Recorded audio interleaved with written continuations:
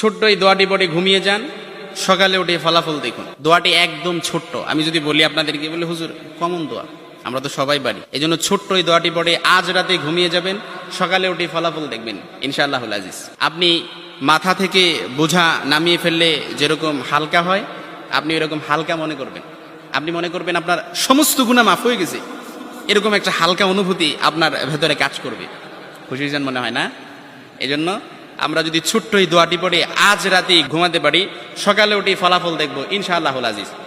আমি যদি আপনাদেরকে হাদিসের টেক্সট শোনাই, হযরত যায়েদ রাদিয়াল্লাহু তাআলা আনহু থেকে বর্ণিত, রাসূল সাল্লাল্লাহু আলাইহি সাল্লাম বলেন, হাদিসের স্পষ্ট ন্যারেশন হচ্ছে, যে ব্যক্তি রাত্রিবেলা 3 বার এই দোয়াটি পড়ে ঘুমিয়ে যাবে, সকালে উঠে আল্লাহ তাআলা তার সমস্ত গুনাহ মাফ করে দিবে।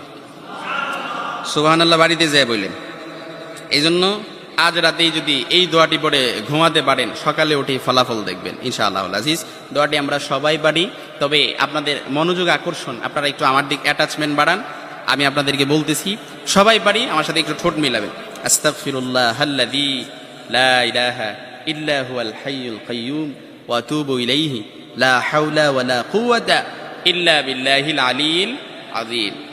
এবার বলেন তো দেখি, কেউ আছেন কিনা যে একটু হাত তোলেন যে হুজুর এই দোয়াটা পারি না? এরকম কেউ আছেন? সবাই পারি না? সবাই পারি।